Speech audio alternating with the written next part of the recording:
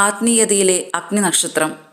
20-ാം നൂറ്റാണ്ട് ദർശിച്ച ഏറ്റവും ആധുനികനും മാനുഷികനുമായ ആത്മീയ ഗുരു രജനീഷ് ചന്ദ്ര മോഹജെയിൻ എന്ന ഓഷോ.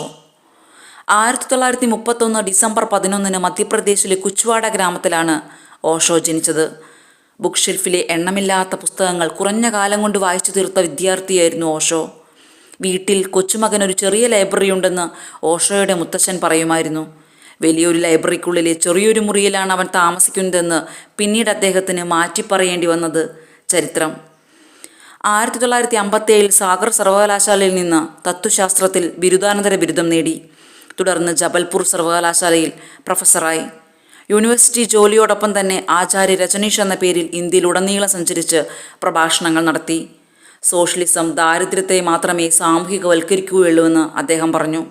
ഗാന്ധിയെ ദാരിദ്ര്യത്തെ ആരാധിക്കുന്ന ഒരു മാസോക്കിസ്റ്റ് പിന്തിരിപ്പനായി ഓഷോ വിശേഷിപ്പിച്ചു. യാഥാസ്ഥിതിക ഇന്ത്യൻ മതങ്ങളെ മരിച്ചതായും ശൂന്യമായ ആചാരങ്ങൾ നിറഞ്ഞതായും അനുയായികളെ ശാപഭീതിയും അനുഗ്രഹ വാഗ്ദാനങ്ങളും കൊണ്ട് അടിച്ചമർത്തുന്നതായും അദ്ദേഹം വിമർശിച്ചു. ഇത്തരം പ്രസ്താവനകൾ വിവാദമായെങ്കിലും നിരവധി സമ്പന്നരായ വ്യാപാരികളും ബിസിനസ്സുകാരും ഉൾപ്പെടെ വിശ്വസ്തരായ അനുയായികളെ അദ്ദേഹത്തിന് നേടിക്കൊടുത്തു.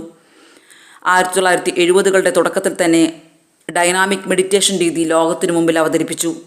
74 പൂണെയിൽ ആശ്രമം സ്ഥാപിച്ചു. 81 ആയപ്പോഴേക്കും അമേരിക്കയിൽ രജനീഷ്പുരം എന്ന കമ്മ്യൂൺ സ്ഥാപിച്ചു.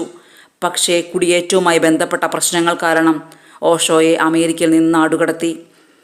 1986 ഇന്ത്യയിൽ മടങ്ങിയെത്തിയ ഓഷോ 1990 ജനുവരി 19 58-ാം വയസ്സിൽ അന്തരിച്ചു. ഓഷോ ഒരിക്കലും ജനിച്ചില്ല, ഒരിക്കലും മരിച്ചില്ല. ഭൂമി എന്ന ഗ്രഹം സന്ദർശിക്കുക മാത്രമാണ് ചെയ്തത്.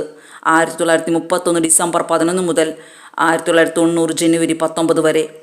പൂനെ കൊറഗാവ് പാർക്കിലെ ആശ്രമത്തിൽ ഓഷോ സമാധിയിൽ കൊത്തിവെച്ചിരിക്കുന്ന ഈ വാക്കുകളിലുണ്ട് അദ്ദേഹത്തിൻ്റെ ജീവിതവും കാഴ്ചപ്പാടുകളും. മരിച്ച് വർഷങ്ങൾ കഴിഞ്ഞിട്ടും ഓഷോയുടെ പ്രസംഗങ്ങളും പുസ്തകങ്ങളും ഇന്നും ലോകത്തോട് സംവദിച്ചു കൊണ്ടിരിക്കുന്നു. മനുഷ്യൻ അവനവനിലേക്ക് നോക്കി തുടങ്ങുന്നിടത്താണ് ആത്മീയതയുടെ ആരംഭം. യഥാർത്ഥ ആത്മീയത എന്നാൽ മതാതീതമായ വിശ്രാന്തിയാണ്. അതിൽ വാക്കുകളും സംഗീതവും ഫലിതവും മൗനവുമെല്ലാം ഉൾച്ചേരുന്നു.